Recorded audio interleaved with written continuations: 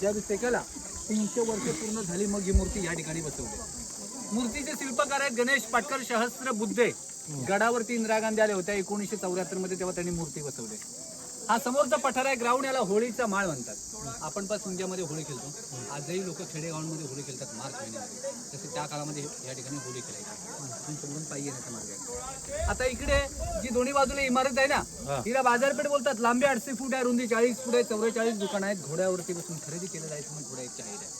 बाजारपेठेचा व्यापारी होता नागाप्पा शेट्टी, हा कर्नाटकमधून इथं जेवढी बाजारपेठ आहे, जेवढ्या दुकानाला लागेल तो माल पुरवायचा, पण त्यांनी एवढं काम करून इथे त्याला स्वतःचं नाव टाकण्याची परवानगी नव्हती। नागाप्पा शेट्टी नावावरून नागाचं सिम्बॉल काढून ठेवलं। या बाजारपेठेतून सरळ रस्ता समाधीला जातो। तुम्हाला जायचं ना समाधीला, अर्धा तास जाईल, मी माहिती देतो दर्शन घेऊन तुम्ही या। ते जे मंदिर आहे ते जगदीश्वराचं मंदिर आहे, शंकराचं महादेवाचं।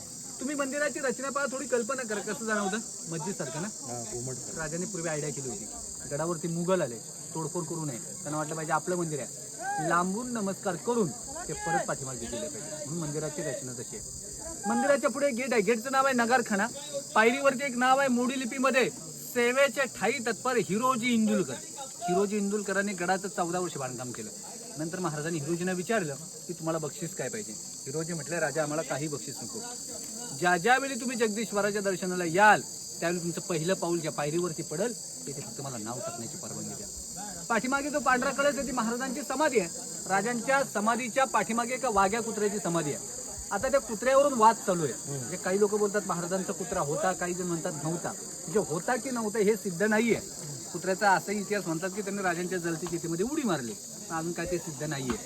तर महाराजांच्या समाधीचं पहिलं बांधकाम संभाजी राजांनी केलं होतं, पण काही कालांतराने समाधीची पडझड झाली, गडावरती कोणी नव्हतं। सुरुवातीला 1869 मध्ये सत्यशोधक महात्मा ज्योतिबा फुले रायगडावरती आले। राजांच्या समाधीचा त्यांनी शोध लावला आणि 1926 मध्ये समाधीचं बांधकाम पूर्ण झालं। तर तुम्ही या बाजारपेठेतून सरळ समाधीला जा, जगदीश्वराचं दर्शन घ्या, राजांच्या समाधीपुढे नतमस्तक व्हा आणि मग परतीचा प्रवास सुरू करा।